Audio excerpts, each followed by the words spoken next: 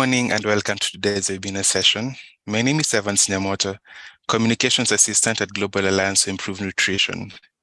To begin this program on behalf of Winderville and Gain, I welcome all our speakers and guests to this edition of Nutrition Conversations Africa. Nutrition Conversations Africa is an advocacy platform aimed at illuminating African nutritional challenges and opportunities, transformative ideas and game-changing solutions through continuous conversations, call to action, advocacy support, and engagement to curb malnutrition in Africa. We are very excited to be able to have this discussion in the year which has been declared as the Africa Year of Nutrition. Sustainability of food system is a critical aspect of nutrition and food security, and youth engagement is undoubtedly required for sustainable food systems. In our discussion today, we will highlight the role of youth engagement in achieving sustainable food systems. There'll be an opportunity to discuss our questions and engage in discussion during the moderated Q&A session. To begin the program, I am pleased to invite Vera Osei-Bonsu, NCAfrica Ghana Nutrition Champion, to take us through the panel session. Vera. Thank you, Evans. Thank you so much for the introduction. I was so sorry. As mentioned earlier, in today's session, we'll be discussing building robust youth engagement for sustainable food systems. Joining us are three distinguished panelists. Please continue to put your questions in the Q&A box and they will be answered accordingly during the course of our discussions. I would like to begin these discussions with Azeez Salawu, Act4Food Act4Change, Nigeria. Before I go into asking Azeez some few questions concerning this topic that NCA is celebrating International Youth Day with, let me take you through the profile or bio of Azeez. Azeez Salawu is a youth in agriculture advocate and climate activist with broad experience in mobilizing the youth for climate action, food and nutrition security, and sustainable development in Nigeria. He is the founder and executive director at Community Action for Food Security, which is CAFS, a registered non-for-profit organization committed to promote a food-secure Africa through the provision of efforts that support sustainable agriculture and enhance livelihood. Welcome, Azeez. Welcome to today's discussion. Yeah, thank you so much, Vera, for having me. Hello, everyone, and it's really exciting to be here. Thank you. So, Azeez, thank you once more for joining us. So, I would like to ask you some few questions concerning the topic we want to discuss today. So, I would like to start with, what is a sustainable food system? Azeez, can you take us through what a sustainable food system is?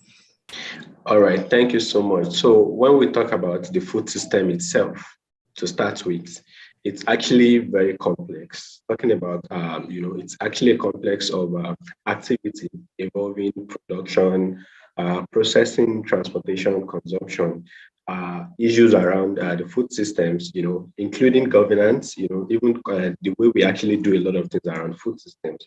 But when we talk about sustainable food systems is actually a food system that is able to, cater for the need of people. Talking about consumers, talking about sustainable science, is it nutritious? Is it affordable? Is it available? So those are the components or things that actually make it a sustainable food system. And that is why we're actually clamoring for that. We're not clamoring for a food system. We are clamoring for a sustainable food system, because when it's actually sustainable, it's actually affordable, it's nutritious, and it's available for everybody to actually consume. And that is what it actually means for it to be a sustainable food system. Thank you. Thank you so much, Azeez. I think that was brief and it was to the point. So let's move on to Jayne. I would like to introduce Jayne before we access some few questions. So as a build up to what Azeez has started so far on our discussions today. So we have with us Jayne Arinze-Egemonye, who is Nutrition Conversations Africa Champion in Nigeria. So let me take you through the profile of Jayne as well before we ask her questions. So Jayne is Jayne currently works with the Scaling Up Nutrition Movement in Nigeria as a monitoring, evaluation, accountability, and learning specialist, supporting food and nutrition programs in Nigeria. She has also worked in community-based programs and related research, and therefore has an ongoing interest in food, nutrition, and gender issues. Between 2018 and 2021, she was the country lead for the Sun Movement Food Fund project. And Jayne has contributed to complex nutrition interventions, including nutrition systems, strengthening, supporting governments with policy making, and strengthening coordination of multi-sectorial nutrition platforms. Jayne is currently a board member of White Ribbon Alliance Nigeria. As a development leader, she also aspires towards achievement of efficient and effective implementation of programs by non-profit organizations. Welcome on board, Jayne. Thank you, Vera. Hello, everyone. I'm excited to be here. So, Jayne, to ask you, looking at the explanation that Arinze has given what a food system is, are there any policies guiding the involvement and reinforcement of youth in the food system?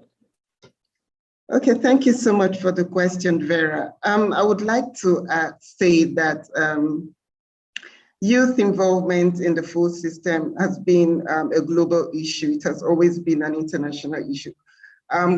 Starting from the MDGs, we had international discussions on the involvement of women and young people in being productive towards the reduction of poverty. So it has always been a discussion, the need to involve youth in business, especially in agriculture.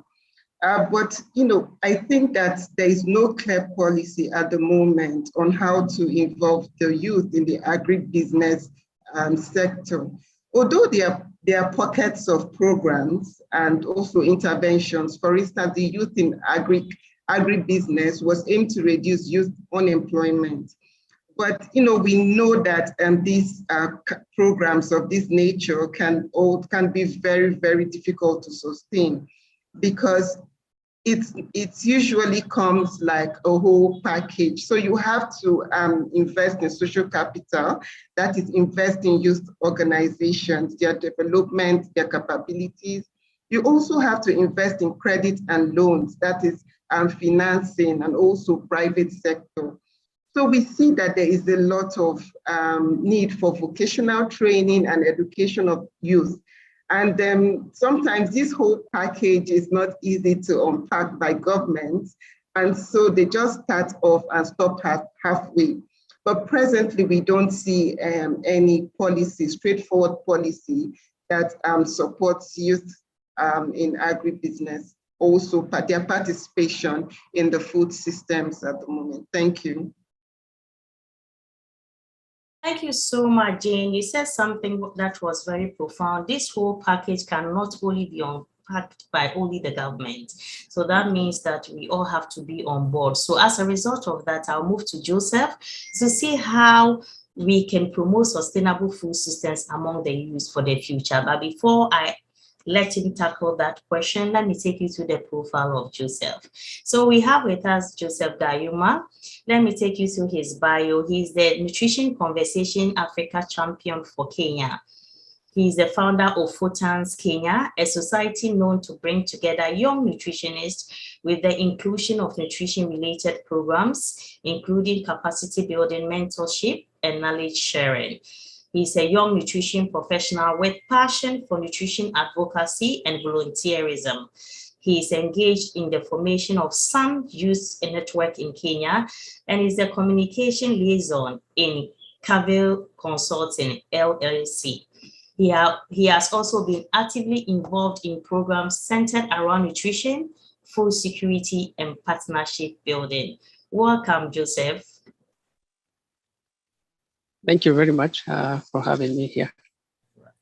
So, Joseph, how can we promote sustainable food systems among youth for the future? Well, young people remain to be a key motor of innovation in agriculture and food system sector, and are highly concerned about transforming the agri-food system to be more sustainable. I like what my colleagues have talked about, the complexity of the food system. Though the number of young people involved in the food systems has been declining or decreasing, youth play a significant role, from nutrition to food literacy education to food processing, retailing and distribution.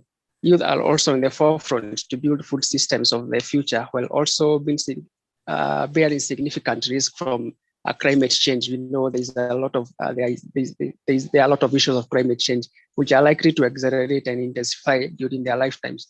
In response to these, policies and initiatives to protect and strengthen engagement and employment of the youth in food systems needs to be based on some pillars, which for my case, I believe there are 4 main pillars that needs to be focused in order for young people to take part and to be engaged in food systems.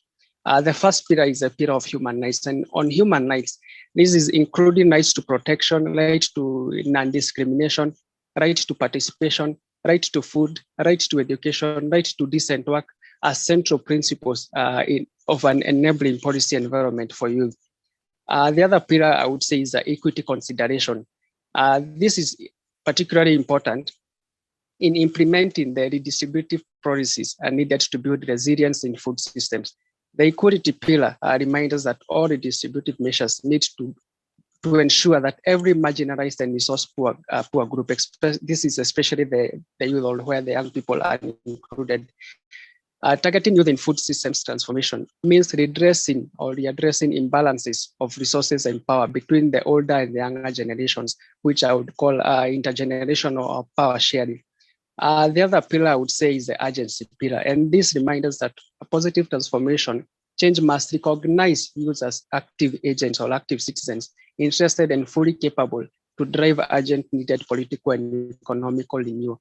Young people, through both individual and collective actions, that is through groups or coalitions that they form, should also be recognized for their potential as advocates for sustainable consumption and as important actors in political movements for food justice and ecological sustainability. The multiple voice participation and leadership of recognized, facilitated, and through legislative measures legitimized. Furthermore, it is again important to recognize the intersectionality of the youth. That is the last pillar I think is very important. That is acknowledging and nurturing their heterogeneity and diversity when planning or implementing any youth engagement and employment programs, initiatives, or policy. In short, this is what I would call nothing for us without us. Governments or other partners should not plan youth activity without involving the youth. Initiative towards sustainable food system transformation should adopt a relational approach, recognizing the intergenerational relations between the young and the old, which also influence the developmental cycle of the agrarian or the urban household in which they all reside. With such an approach, an enabling environment can reconstruct the balance between the young and the old according to the socially constructed understanding of different age groups, because different age groups have different responsibility or expectations. The redistribution of knowledge, resources, and opportunity for youth and innovations and engagement in the development of context-specific employment can not only contribute to creating jobs for the youth, but can also directly support their involvement in the food systems. Yeah, thank you. Thank you so much, Joseph. That was very in-depth. I think you've touched on a lot of things, and it's truly true when we say that youth are the active agents for change in the food systems. So looking at these things, let me come back to Azeez. Azeez, you are with Act4Food Act4Change in Nigeria. What are some of the challenges encountered in increasing the interest and participation of the youth in agriculture, especially the food systems? Yeah, thank you so much for that question. The challenges are actually enormous, but then from my own school of thought, challenges are actually meant to build you, not to break you.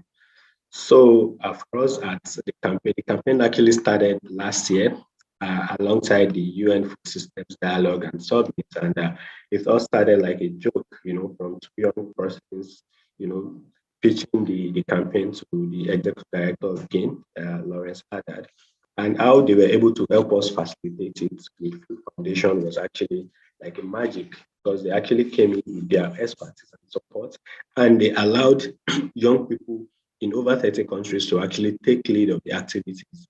And the challenge is especially maybe for myself, I can speak for myself in Nigeria, has been, even when we actually started the engagements along the food systems, UN food systems dialogue, my organization happened to be the second host, or second organization to host the second independent dialogue in Nigeria.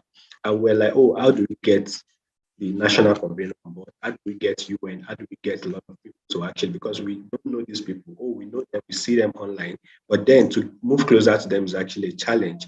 And we're just planning, and I just received a call. Oh, I said, this is this person, and I'm the consultant, the national convener, and the UN has directed the national convener in all countries to actually reach out to people, anybody organizing an independent dialogue. And that was how it all started. She was on a dialogue, on the dialogue, she was there from the beginning to the end.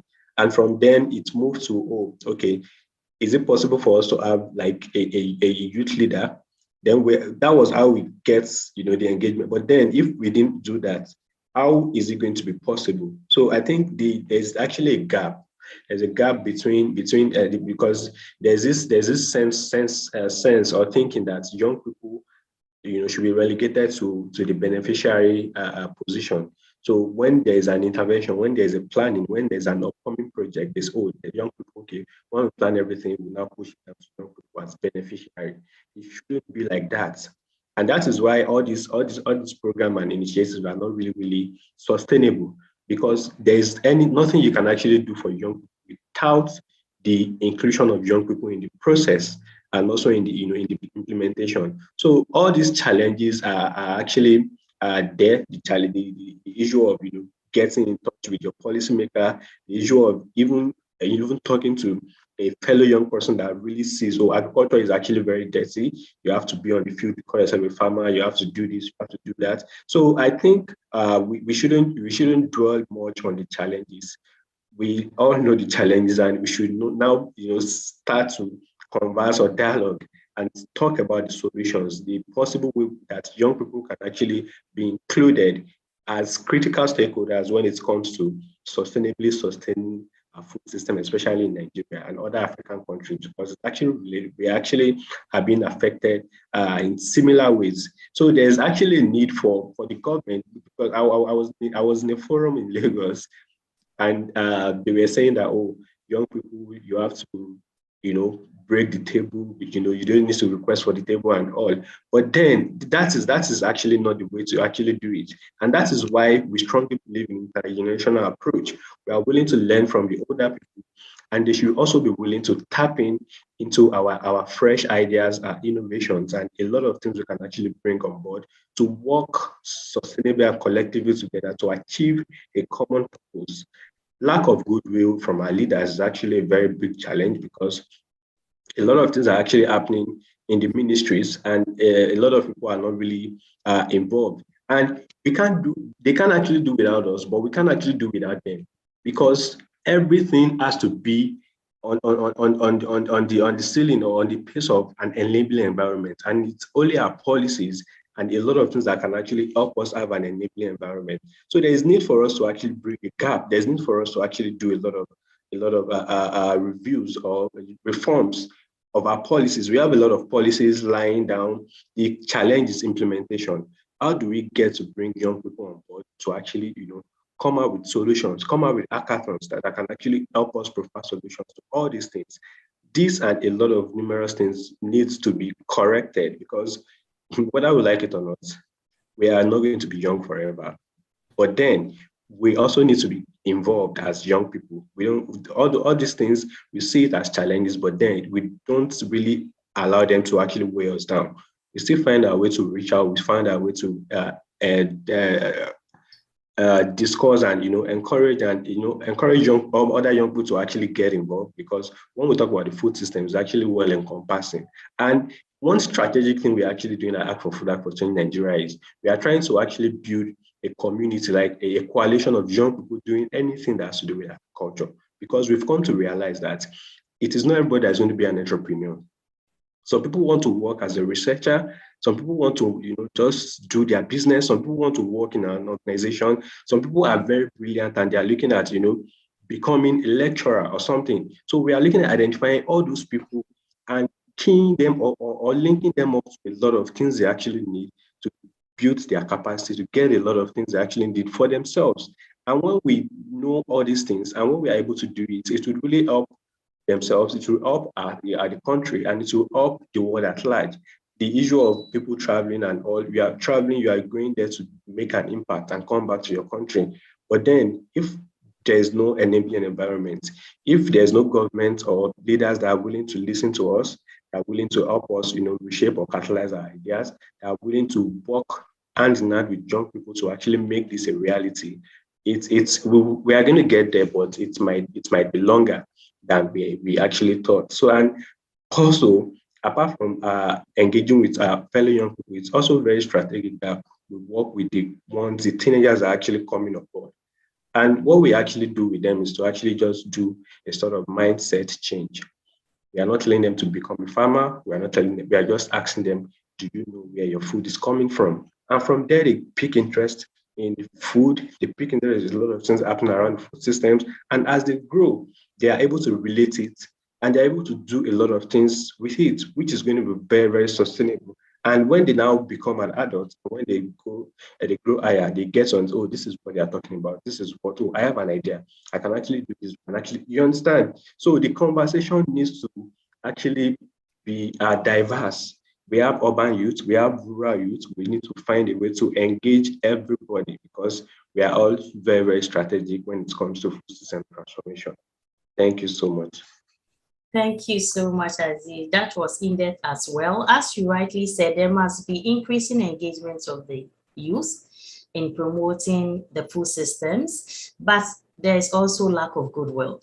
The food system, promoting it moves from the national level to the grassroots. So at the national level, we cannot do without the government. So coming back to you, Jayne, what part can the government play in fostering robust youth engagement for sustainable food systems? Okay, thank you so much, Vera, for the question. We can't really do much if we don't involve the government. And so we need the government as part of the process for improving food systems, not just in Africa, but also globally. So I think, for me, I think like my colleague has mentioned, the need to ensure inclusiveness. We see that policies or country plans are not involving young people in the development and also the implementation. So we need to ensure inclusiveness in terms of involving young people, youth in the development from the one, and not just when you have the policy and then you're now, okay, call the young people together. We need to talk to them. So we need to, work with them from the beginning, from the development to implementation and also evaluation. This is because the food system needs to be inclusive, gender, youth, because this reduces inequity gap, from older people and also who are the development, the policy makers and the young people. And also, again, it makes it easier for these youth to know where their food is coming from, to look at the opportunities in the food system framework in their countries or in their communities, and find ways of getting involved in food system issues. They tend to understand what the issues are, and they can make good decisions in ensuring that they are eating nutritious and healthy foods. So this is very, very important. Inclusiveness is key to ensuring that these food systems are working. Then secondly, also is making agriculture more attractive. So we see young people these days, they're involved in technology, and we need to make agriculture more attractive. So it's not just going to the farm with your whole cutlass and your boots. but seeing different ways of mechanizing agriculture, different ways of using technology that can inspire young people to get involved in food systems discussions. So we need to make agriculture very attractive. Another point is the need to fund research. Usually we know how poorly research are funded, not just an African thing, but also globally.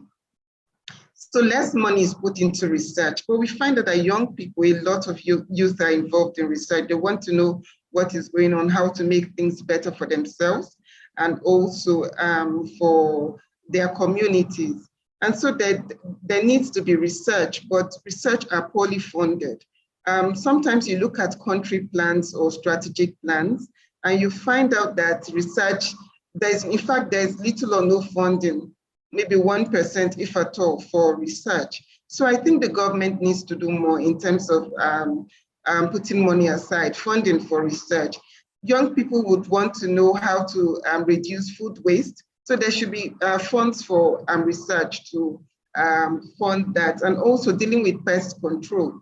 So there are opportunities for young people, and we think that governments can make policies and these strategic plans more youth-friendly in such a way that youth will find avenues for further discussion and also involvement in the food systems. So I think these are some of the ways governments can foster robust youth engagement in sustainable food systems in Africa. Thank you. Thank you so much, Jayne. I'm coming back to you, Joseph. So Joseph, what does it mean to build a robust engagement among youth? I think Jayne said the government must help to build a robust system. So what does it mean to build a robust engagement among youth? And what are the likely factors that are to be considered? Well, I would say building robust engagement is and should be an intentional partnership between the youth and organizations or partners. And I say intentional because it should be a relationship where none of the parties is being forced or is being coerced to take part, or is being cornered, or is being pushed to the corner when decisions are being made. And again, this is where the young people are involved in all parts of a program or agenda setting and decision making. And I think the problem we've seen in the past is where the youth are only involved in at the end or at the implementation of an agenda or a program, and have not been involved during the setup or during the development of like the concept notes or brainstorming of the ideas. But this can only happen by creating an environment where their voices or the voices of the young people can be heard without stigma or judgment. And this engagement should integrate the experiences and ideas of young people into program designing, while also building their skills and strengths, not just bringing in the young people to take in the ideas, but it should also give something back to them by capacity building them, enabling them to know their strong points, enabling them to know their weak points. In an ideal situation, young people, organizations, and the communities should all benefit from such kind of engagement. But there are some factors to be considered during this kind of engagement, and these are what I would call bottlenecks, which sometimes becomes a hindrance point for meaningful or for robust engagement for the young people. And one of them is the experience barrier. You see, it is often assumed that more experience is always better. Whereas in some cases that is true, but that doesn't leave room for young people. The possible solution for this could be to recognize that young people do have variable skills and knowledge, and can make room for different kinds of different kinds and levels of experience. As much as they don't have so many years, they are bringing in something. So aiming to include young people with a range of skills and knowledge in a group, and also increase the diversity of the young people that programs or program implementers are involved with, would bring in different kind of perspective. And this is where we call, like in Kenya, the Sun Youth Network. This is where we are working to call upon young people to stop operating in silos. Operating in silos means You see, you go across the country and you find young people with very good ideas, with very good initiatives, but they are acting as one person or as two people without engaging others. So we are calling them up to come in from groups or from coalitions, because this will enable them to brainstorm their ideas and fine-tune their ideas and to help them speak in one voice. Another bottleneck could be young people's voices in meetings are mostly limited. You see, it can be intimidating to speak up in a group of adults, especially since young people are often outnumbered in this kind of meetings. So it is important to create an environment of respect that allows their voice to be heard. And some, like when we were forming the Sun Youth Network, is still in the process of being formed. What happened is that the group or the task force was split into two, because again we need the advice of the adults. So half were the adults and half were the youth, because this again enabled or created a safe space for us, the young people, to be able to say or to be able to give in our ideas. This is how we want the Sun Youth Network in Kenya to operate, and this is our ideas. And again, with the advice and the guidance of the adults. There is also a critical gap between the younger and the older generation. The demographic of communities across the world are changing as younger generations are becoming more diverse. This might present, or this again has presented a challenge in enabling inclusivity or meaningful engagement with young people. This year's International Youth Day theme I know you all have interacted with it, was intergenerational solidarity.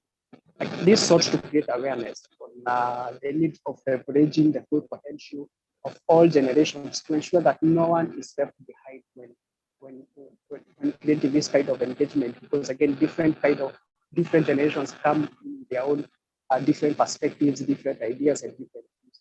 Addressing this intergenerational gap is more than I would say necessary to ensure an inclusive and sustainable engagement on the issues regarding food systems.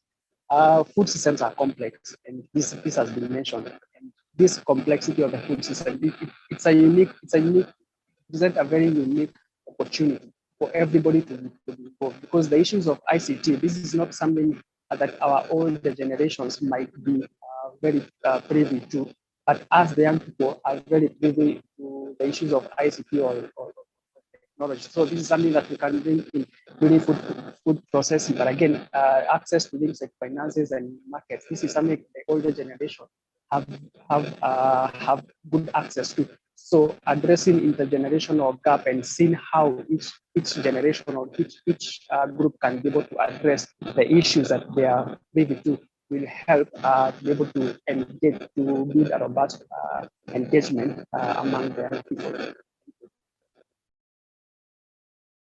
Thank you so much, Joseph. Addressing intergenerational gap, I think that is one of the main things. I'll be coming back to you, Jayne. So Joseph raised a lot of concerns, but would like you to also touch on some of the concerns that would be addressable by a sustainable food system. As we are talking about food systems, what concerns should be addressable?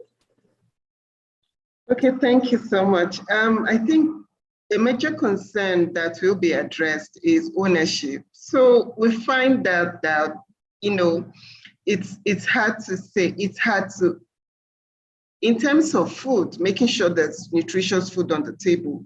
We want that buy-in from all stakeholders. We want them to feel confident that what they are doing is contributing to nutritious food on the table. So number one for me is ownership, owning, the farmers, the distributors, the producers, everybody on the food, the value chain, food system value chain is owning the system. So that's one key thing for me. Another is the increased income for smallholder farmers. So we see that there's increased in productivity and also income. This will help them take care of their families and also provide nutritious food for their families.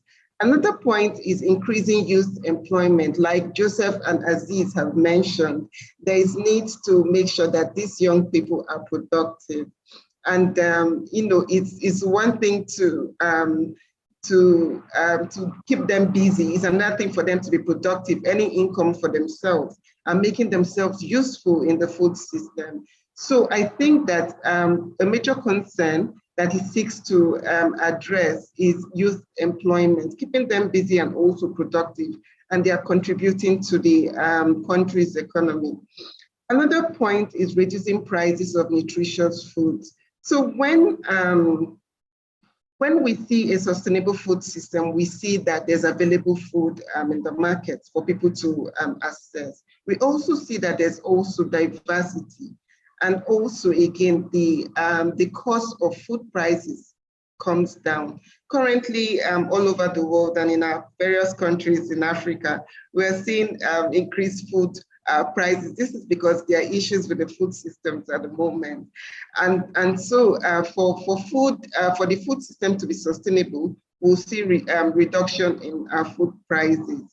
And also, we'll also see increased availability and accessibility of nutritious foods on our tables. So these things are connected.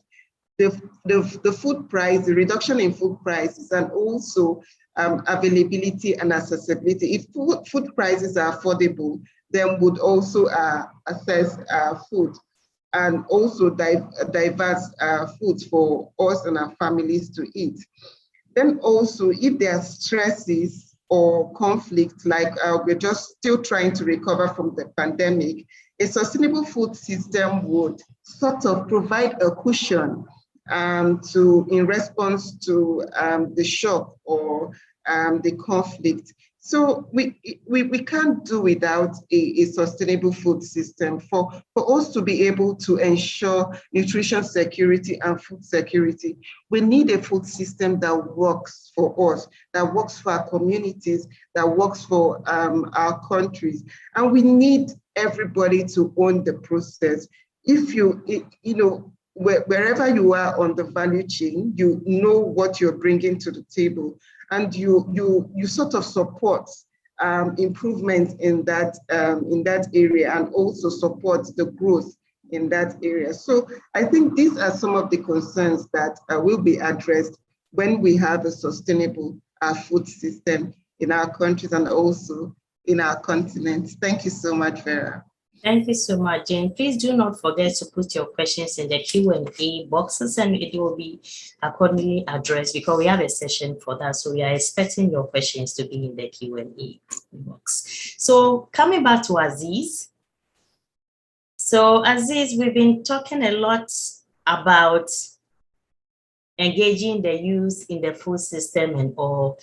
But from your experience in working with Act4Food Act4Change, do you think the youth want to be involved in issues related to food systems at all? Do they want to be involved? Well, thank you so much, Vera. For me, the answer is yes.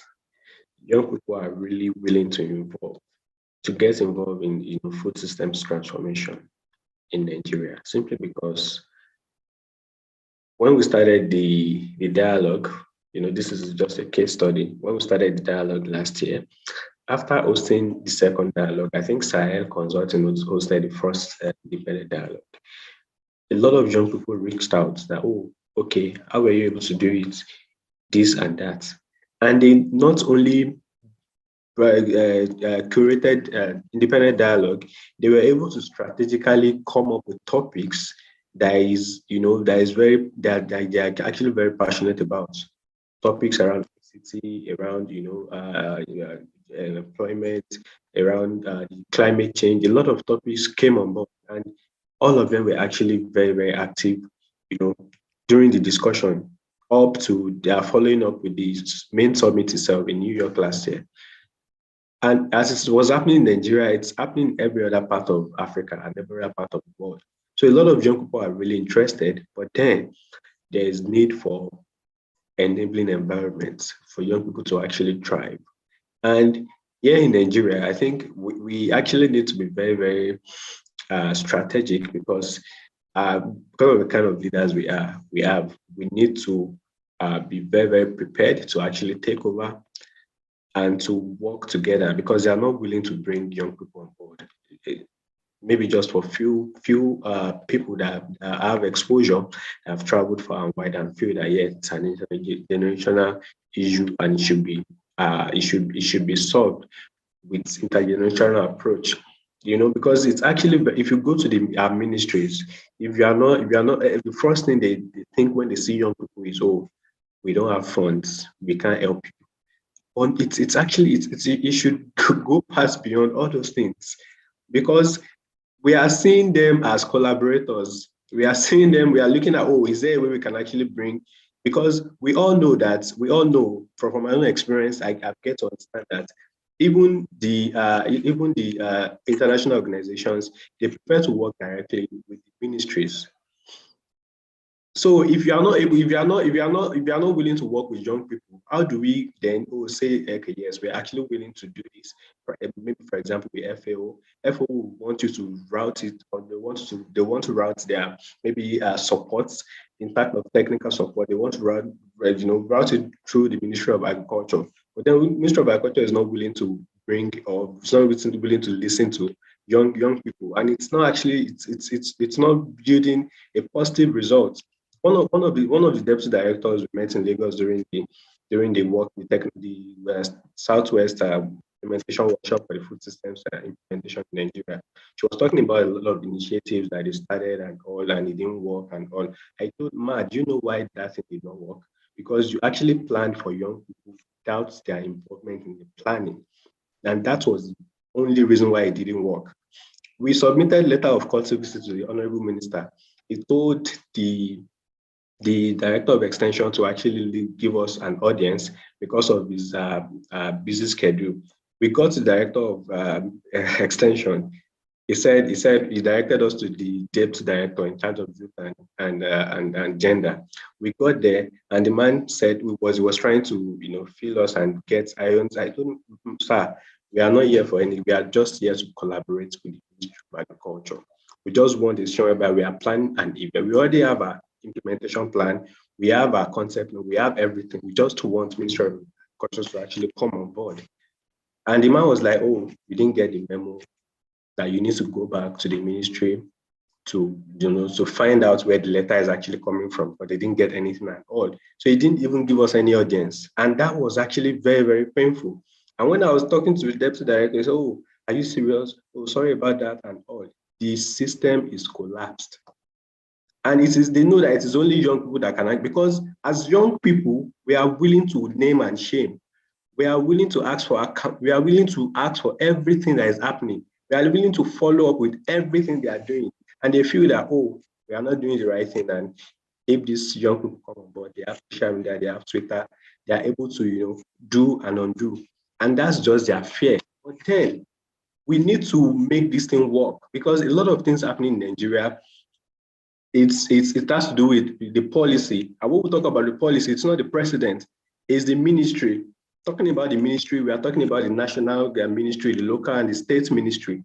Everybody must take charge. They must be willing to do the right thing to make all these things work. Without that, we'll just be doing what we are doing, and we'll just keep, conversing and doing all. Even when young people bring out initiatives, they tend to kill it because they feel that, oh, these people have come again. They are willing to, do this and do that. So, but then, and that is why I said we need to be very prepared, because for us to actually achieve something tangible, we need to strategically pull a lot of stunts. We need to work together, even as young people. We need to equip ourselves with a lot of knowledge. We need to identify a particular sector in the agricultural value chain we are very good at, so that when there's conversation and when there's interaction, I'll be able to say, yes, we have someone in the research. Yes, we have someone doing commodity exchange. Yes, we have someone in the nutrition. And all of those things, we are able to flush all those people out. And we won't actually flush them out. We make them understand that we are critical stakeholders. We are partners in progress. And they need to see us like that.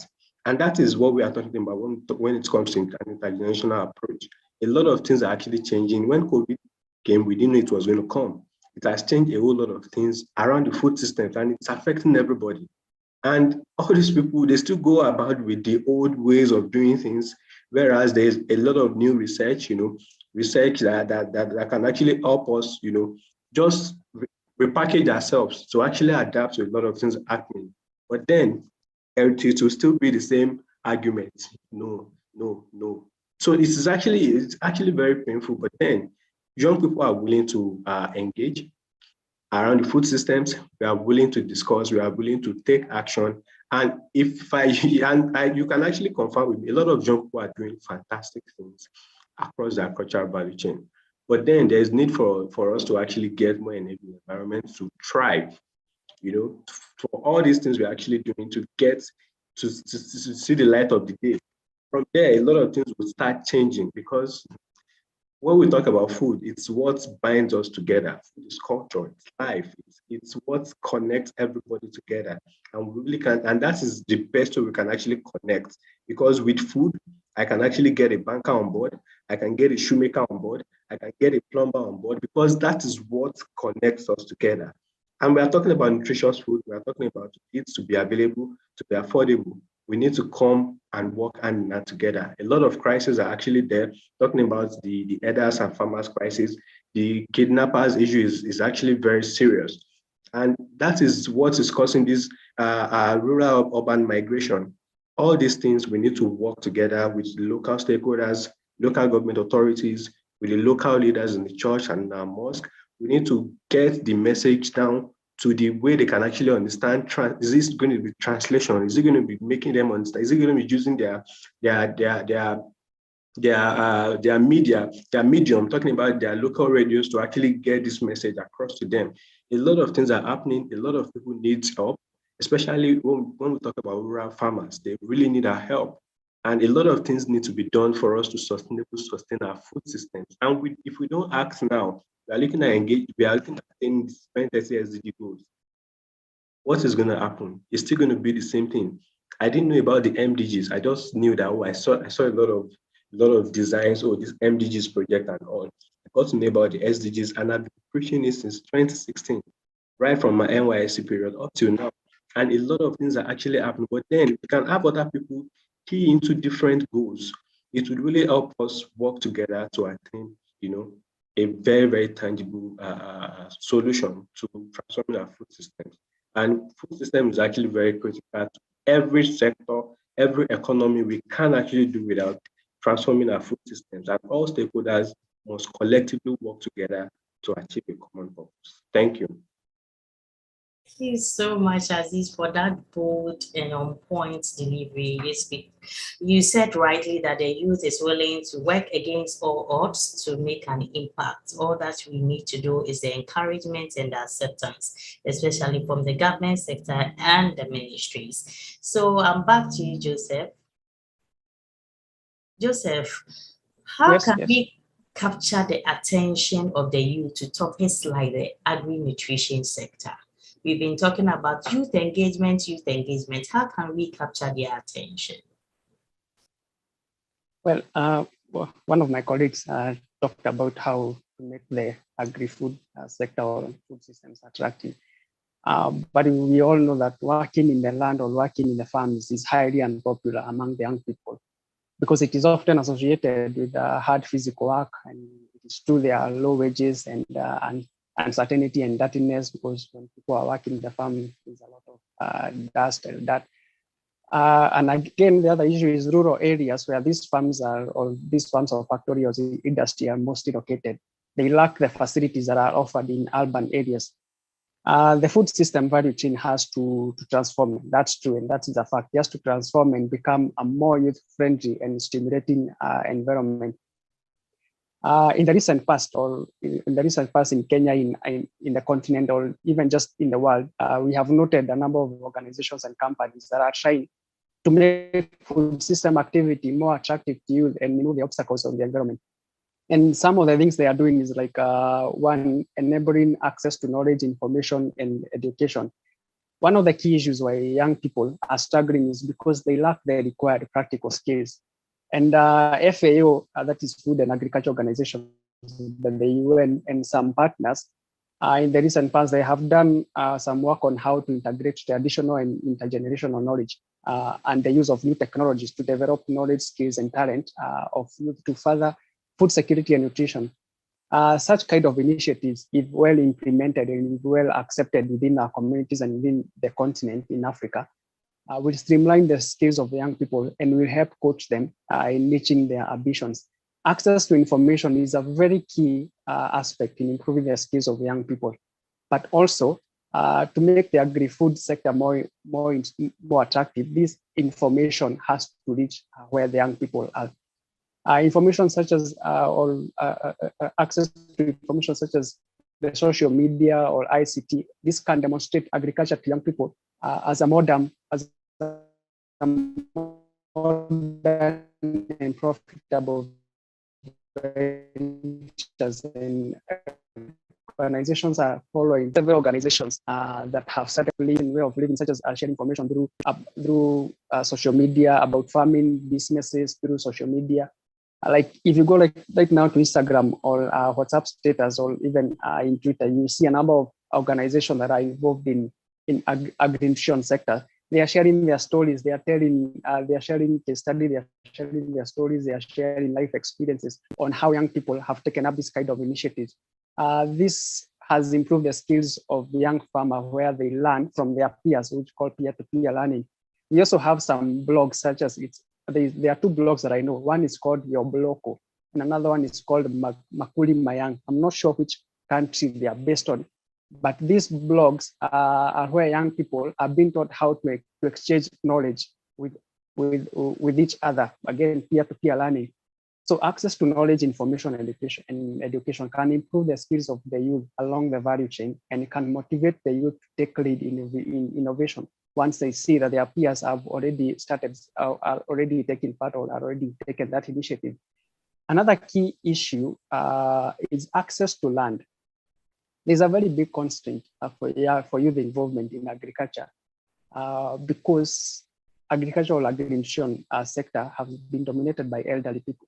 Elites and foreign investors own most of the arable land. At the community level, elders prevent young people from acquiring sufficient land to start farms and earn a decent living from farming. There is an example of an initiative called Slow Food Network in South Africa. This is where grassroots initiatives for youth in the Slow Food Network in South Africa. It has worked to remove cultural barriers where youth are engaging at the local level by building networks and organizing events themselves. So what this Slow Food Network has done is it has brought together young people in South Africa. It has helped them to be able to overcome cultural barriers of access to land, access to arable land, and just by engaging the authorities in South Africa and engaging the elderly in South Africa, so that young people can have access to this land and can be able to take part in those kind of initiatives. And again, in Ethiopia, there is an NGO called Relief Strategy of Tigray. They have had a project which has been very successful, where around 360 land-based youths, which I'm aware of so far, have received a total of around 90 hectares of land in one of their districts. This has empowered the young people to receive land ownership certificate from village administration. The results are multiple, as these young people are now receiving income through agri-nutrition activities. See, these initiatives highlight that access to land remains a prerequisite for young people to strengthen their position and to generate a higher income. Again, access to financial services. The biggest ones, limited access to formal sector finance, both for investment and for working capital, working capital needs, is a great constraint for young people other than the older entrepreneurs, because the young people have less assets and have less access to informal finances. Research done again by the FAO found that both developing and developed countries, most financial support providers offer few saving and insurance services for youth, and focus is more on credit. Instead of helping the young people save for future investment, they want to give young people credit where they're going to earn more than how it's going to benefit the young people, despite the fact that saving remains extremely important for these young people. There is a platform again in Uganda. I'm giving examples because I think this is one of the best way to help us young people to see what is being done in our continent. In Uganda, there's a digital platform for financial inclusion. It's called Esibuko. This is an example of a young social enterprise, which has now become a profitable company that creates innovative digital solutions to make financial services easily accessible to unbankable and underserved people, more so the youths, because most youths, again, do not have bank accounts because they don't have money to go and put into the banks. The last thing is access to markets, because again, I believe access to market is another issue that should need to be addressed in order to make agri-nutrition fields or system more attractive to the young people. It has been found out that youth participation throughout the value chain is vital for the growth of agriculture-based economies, more so African countries, because most African countries are sustained by economical activities. But the current market structures are not favorable for the young people. Most initiatives are exploring the opportunities of improving the participation of young along the value chain and in business-oriented strategy. And again, we have a good example with the Niger Delta, the IFAD supported community-based natural resource management program, where they have fostered a new category of entrepreneur mentor called the NCAfrica. These NCAfricas are dynamic university graduates, very young university graduates who have been mapped and seen that they are running medium-scale enterprises, a different strategy of food value chains. Their role is to promote urban-rural linkages by acting as intermediaries between small-scale market-oriented farmers and large-scale agro-industries and wholesalers, so as to create or to enable that access to market. These agripreneurs deliver business development services to producers, especially young people. This again is an issue of peer-to-peer learning, who are interested in agro-based activities such as farming as a business, small-scale processing, input supply, and marketing. Because the food system chain is complex, and there are a lot of processes that need to take place from the farm to the table, or farm to table, all that value chain. The result has revealed more interconnected, stable, and prosperous communities and local food systems, as well as jobs for mostly the young entrepreneurs. So connecting farmers to producers is key. And ICT, and again, this is where I like stressing so much. ICT and technology, this is one of the best places where young people can come in. In Kenya, in my country, we have an example of, it's called M-Farm. This is an example of a digital service that provides up-to-date market prices through a text message that is sent directly to the farmers. This has given the opportunity to connect farmers and buyers and in their community to be able to sell their produce. So what this does is, as the young people, you can be able to, if you have a product you're farming, you have a food product you want to sell, you go to M-Farm, you're able to see the different price ranges and see where you can get the most value for your product or for your money. So there are so many issues how we can make a nutrition system more attractive to you, but I think to cap it all is to enable the young people have access to finances, have access to market, have access to land, and use of leveraging the importance of technology or ICT to see how they can get the value of whatever they want to sell or to bring out to their communities. Thank you. Thank you so much, Joseph, for these practical examples and links. We would like to say a big thank you to all our panelists for their insights and perspectives as well. I will let Andre take over from here as we transition into the Q&A session. Thank you all for being with us and our panelists. Now we move to the Q&A. Thanks to the panelists for the insight and impactful conversation. Building global youth engagement for the sustainable food system. We move into the question and answer session now. The first question is from Valence Nigaba from Rwanda.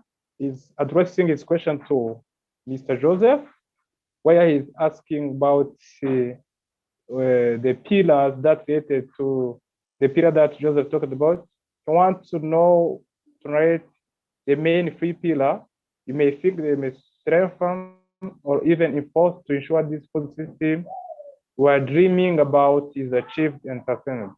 Mr. Joseph, can you go ahead to answer this question from Valence? So I believe she is referring to the core pillars that I mentioned, the pillar of human rights, equity, agency, and recognition. So what I meant, like now, if I can use an example of the human rights pillar, like the right to food, the right to decent work, and I would stress more the right to decent work. As I've said, working in the farm or agri-nutrition sector does not seem very appealing to the young people because of how the kind of the work that that is input there. And I will use an example. If you look at how our food system processes in Africa are, if you compare them to most of the developed countries, and I'll give an example of Switzerland, they are very different. Why? Because in most of those countries, they have really empowered and they have really stressed on the issue of decent work. It doesn't matter whether you are working a white-collar job or you're working but they have stressed the importance of decent working environment. So the pillar of human rights, the issue of decent work. This is where again we bring in the issue of policy making, where the young people need to be involved when it comes to making these policies. I will use an example here in Kenya. We have a number of policies that address the issues of involvement of youth when it comes to nutrition. We have a youth policy of engaging young people in nutrition that stresses how the young people can be engaged or what the young people need. We have the Sun Youth Network that is coming up, and again we have a number of strategies that have been developed in Kenya. And what I've noted in them is they are stressing on the issue of decent work environment, because if you don't have a decent work environment for engaging young people, most likely they will not get involved, no matter how much you want to engage them in this kind of processes. But again, as I say, the food system has a lot of processes along its value chain. So it's not just about working in the farm. The other issues of processing, value addition, those are other things that young people can focus on, because now the issue of value addition, most of this happens in the factories, which again, if you compare the kind of working environment in those areas, it's very different from the kind of working environment in the farms. On the issue of recognition, what I meant on recognition is and hearing or paying attention to what the young people are saying, legitimizing their voice, recognizing their voice, and paying attention to their presence whenever policies or whenever decisions are being made. So this is another very key pillar, because what I've realized, and I've been in a number of meetings where the young people have been invited to meetings, but you're given a back seat. You are told to sit at the seats at the back corner, so that what I would call just for PR purposes, but you're not asked about your views. So the main thing of recognition is have your views being captured and encompassed in the final decision or whatever is being made. On the issue of agency, it's about young people. It was about the multiple voices, participation, and leadership of young people in sustainable food system, because allowing young people to take leadership positions. Again, this is another key issue of pulling in young people to come in and take part. Like in the, again, I'm going to use a Sun Youth Network. The leadership in the Sun Youth Network is the importance of that. What I've seen is we have succeeded in pulling in other youth-led organizations because we have been the leader of this kind of a process. The surveys where I've been again in a number of places where youth activities, the leaders are our elders. So the success of that kind of initiative in bringing in young people sometimes becomes a problem, because they will see a hindrance of them trying to actualize what they have or what they are planning. So I hope I've answered her question. Thank you, Mr. Joseph. The second question goes to Mr. Azeez, if I can pronounce the name well, which is asking would like to know if the panelists are aware of any programs that seek to leverage the African continental free trade, specifically the movement of goods across the continent, to make nutritious foods more accessible to those who need it across the continent. The attendant believes this can be done by leveraging the private sector with real government involvement. If you have the information about this system, you can answer this question from Ibeuchi. Mr. Azeez, it's your time to have the question and give the answer to it. All right, thank you so much, Andre.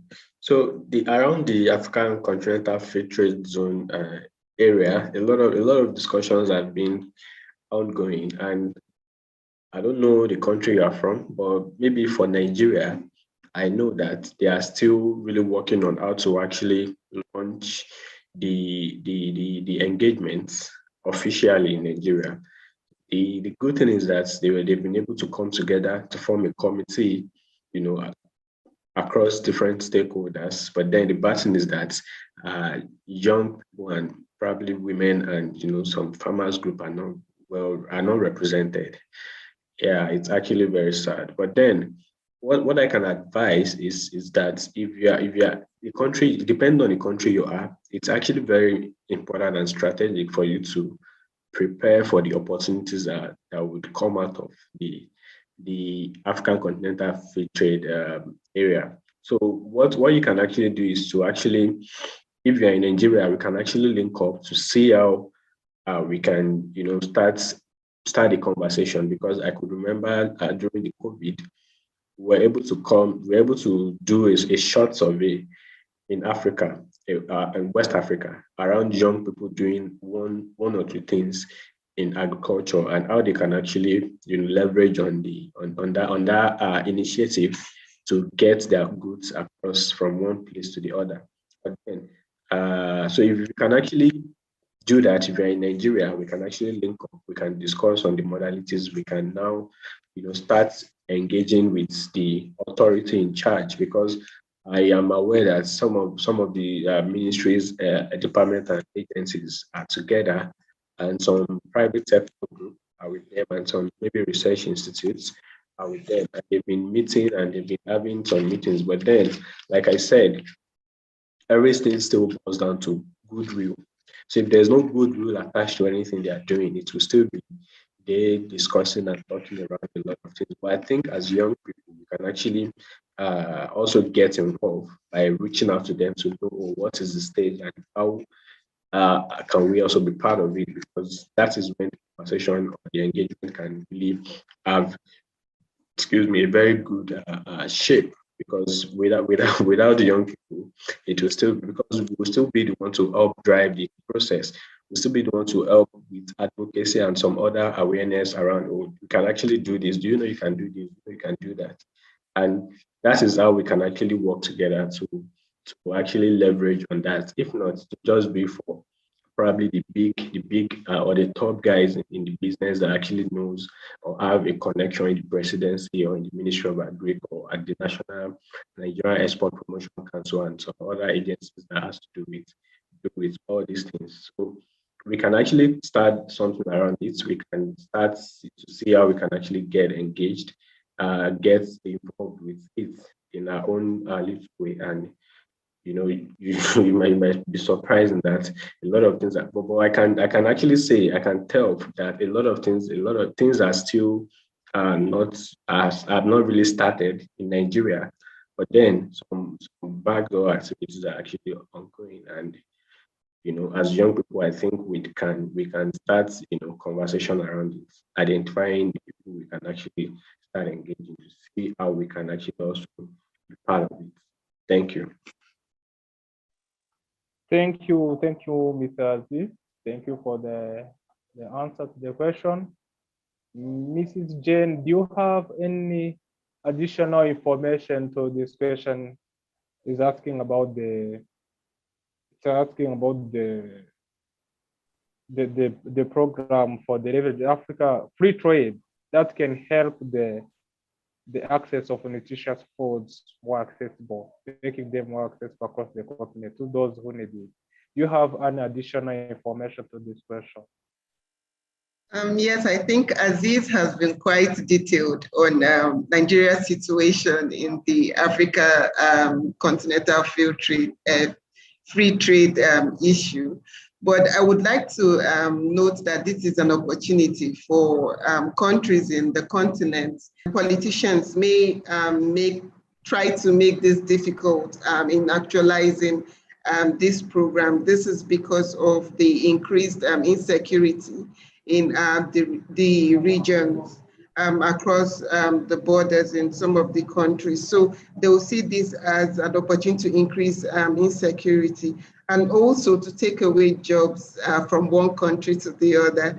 So I think that as stakeholders, we should also look at the threats we may have in putting this on the table of policymakers to take a decision on. But overall, I see this an opportunity for to reduce hunger and malnutrition in the region, and also to encourage food security in our country. Thank you. Thank you, Ms. Jayne. So thanks to all the panelists. I think I would like to conclude to the question and answer session. I see no more questions. I would like to conclude for the session of question and answer. Thank you. Thanks, Andre. Again, on behalf of NCAfrica, we thank the panelists and participants for joining the engaging session today. The ideas discussed will be carried forward by stakeholders in the nutrition space, and we hope that this is the beginning of continuous conversations, call to action involving solutions and strategies to the issues of food security in Africa. Thanks again, and do enjoy the rest of your day.